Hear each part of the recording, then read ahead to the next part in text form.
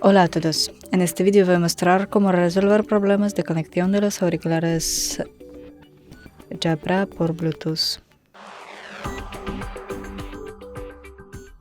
En primer lugar hay que comprobar la carga de los auriculares y del dispositivo al que nos estamos conectados.